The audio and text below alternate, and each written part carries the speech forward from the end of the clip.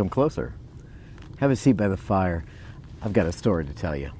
In fact, I've got two stories, and they're about a fella named Jack. Now, you're probably familiar with him. He's the main character in stories like Jack and the Beanstalk or Jack of the Lantern. Now, depending on the story, he's not always the brightest, but he usually comes out on top. And I've got a story about how Jack went to go seek his fortune. One time, a long time ago, there was a fella named Jack, and he went to go to seek his fortune. But he hadn't gone far before he met a cat. "Where are you going, Jack?" said the cat. "I'm going to seek my fortune." "May I go with you?" "Sure," said Jack, "the more the merrier." So on they went. Jiggity-jolt, jiggity-jolt. They went a little further and they met a dog. "Where are you going, Jack?" said the dog. "I'm going to seek my fortune." "May I go with you?" "Sure," said Jack, "the more the merrier." So on they went, jiggity-jolt, jiggity-jolt. They went a little further and they met a goat.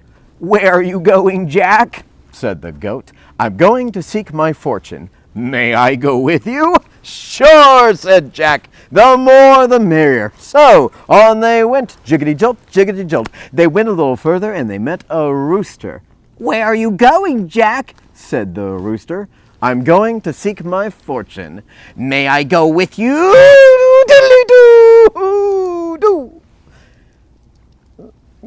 "Sure," said Jack, "the more the merrier." So on they went, jiggity-jolt, jiggity-jolt. And they kept going until it got a little bit dark. And so they started thinking that they needed some place to rest for the night. It was about that time they came in sight of a nice big house. And Jack told his animal friends to just stay still while he went up and peered inside the window. And inside the house were robbers counting their money. So Jack went back to his animal friends and he told them to get ready for his signal and also to get ready to make as much noise as they possibly could. When Jack gave the word, the cat meowed and the dog barked and the goat bleated and the rooster crowed. And altogether they made such a terrible noise that it frightened all the robbers away. So they went inside the house, and it was a pretty nice house. Of course, Jack was starting to think, well, it might not be too long before those robbers try to get back inside the house, it being so dark. So when it came time for bed, he took the cat, put it in the rocking chair, took the dog, put him under the table. He put the goat and took him up the stairs, and the rooster flew up all the way to the top of the roof. And Jack, well, he went to bed. And by, the robbers realized, well, it is night, it is dark. Maybe we could send one man to go back into that house and get that money. And sure enough, they sent one of their men out. Of course, it wasn't too long before that man came running back and screaming back. Oh, he was in a terrible fright. And when they finally got him to calm down, well, that man began to tell him a story about what happened. I went back inside the house and I wanted to sit down in the rocking chair, but there was this old lady who just stuck her knitting needles in me. Of course, what he thought were knitting needles, well, those are actually the claws of a cat. And he continued his story. And then I went under the table to try to find the money, and there was a shoemaker down there, and he stuck his awl into me. An awl, A-W-L, is a tool that's used to puncture holes and things like leather. Of course, we all know that it wasn't an awl at all. Rather, it was the fangs of a dog. And he continued his story. And then I went up the stairs, and there was a fellow who was threshing, and with his flail he knocked me down. Now, a flail is a farming tool, and it is a farming tool used to beat the wheat from the chaff. Of course, if you're knocked into by a goat, well, I bet it felt just a little bit similar. And he concluded his story, and he said, "Oh, I wouldn't have minded all that if it weren't for that little fella on the top of the house who just kept on screeching, 'Chuck 'em up to me! Chuck 'em up to me!'" Of course, we all know that this was the rooster, and he was saying, "Cock-a-doodle-doo, cock-a-doodle-doo." And so Jack and his friends had a lovely, quiet night in their brand new house. Teamwork. Now, I've got another story about Jack, and this one contains just a little bit more magic.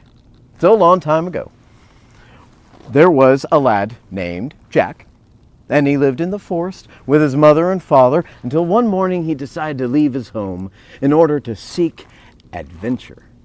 Now, this being a fairy tale, his parents had to have a very strange talk with him first. His mother said to him, "Now, Jack, we love you dearly and we're going to miss you. Before you go, I will bake you a special cake. But you must make a choice. I can either give you a big cake that comes with a curse, or I can get you a small cake that comes with a blessing." And Jack said, "Oh, I want the big cake." And his mother replied, "Well, Jack, you're a dull boy, but we love you, so fine, take your cake and go. But be warned, there may be misfortune on your path." Well, Jack didn't let that trouble him. Misfortune. Barely knew the meaning of the word. Of course, Jack's father came to Jack in a little bit more of a quiet voice. He turned to Jack and pulled out a little golden box. He said, "Jack, you take this little golden box, you put it in your pocket, and you do not open it until you are near death." Well, Jack thought it was a little odd, but he did so. He put it in his pocket, and away he went on the road. He walked and he traveled. Of course, it wasn't too long before he started to get a little tired, a little hungry, especially since he ate that cake, like the whole thing, within the first hour of traveling. So he started to get a little hungry, and he looked at that tiny little box, and he started to think, "Oh, what is inside it? Maybe it's food. Maybe, oh, no. I'm not going to open it until the time is right." So instead, he ventured out and kept on walking until he came to a big mansion. And he knocked on the door. And inside, he was greeted by a very rich lord of the mansion and his very beautiful daughter. And as luck would have it, it was love at first sight. The daughter saw Jack, and she knew, well, she just had to marry him. And the lord of the mansion was not exactly pleased with this rather quick turn of events. And he turned to Jack, and he said, "Oh boy, you better be good for something. What is it exactly that you do?" And Jack said, "Oh, well, anything." The lord of the mansion said, "Anything? Really? All right, if you say so. Well, if you could do anything, I want a lake outside my house with a giant boat and with sailors on it, and I want them to salute me, and I want this all done by tomorrow morning, or you die. Good night." The lord of the mansion left the room, leaving Jack all alone, and he was mighty discouraged until he remembered that little golden box. And he pulled it out and decided that this was the right time to open it. And as he did, 3 little red men came out of that box, and in tiny little voices, tiny little voices, they began to speak to Jack. They said, "Hello, we grant wishes. What can we do for you?"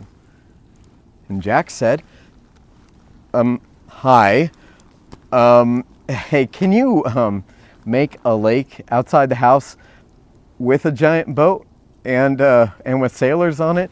Well, can you do it tomorrow, please?" And the three little men, well, they assured Jack that he had nothing to worry about. They should get some rest. And sure enough, the very next morning, the lord of the mansion awoke to find a lake with a giant boat and sailors on it. And the lord of the mansion was very happy.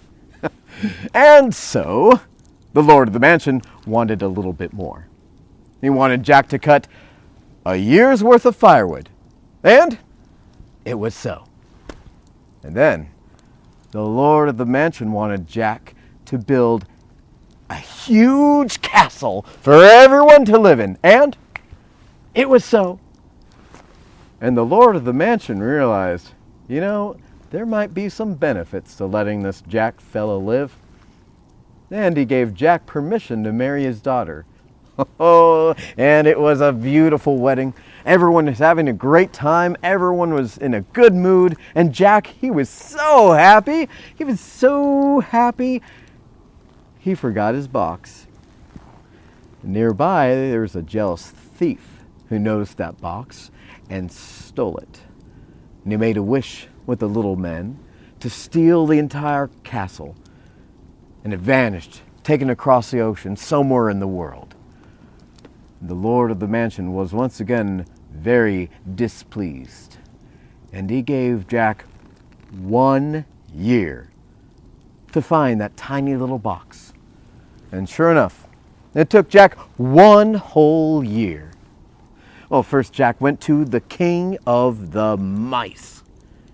And so all the mice in the world scurried around looking for that one little box. But no luck. And then he went to the king of the frogs. And so, in order to help him, all the frogs in the world, all hopping around, they were looking for that box too, but still no luck. And Jack went to the king of the birds. And all the birds in the world kept looking around, and finally there was one little bird who saw that one little box. And finally, it was returned to Jack. And finally, Jack was able to return home to his loving wife. And even his father-in-law was happy to see him. And not only that, Jack was also happy to meet his newborn son. And from what I've heard, they decided to name this boy Jack. So that's the end of this strange story, but you know what? If any of you know anybody by the name of Jack, you might want to ask them if they know any stories. They might tell you a thing or two.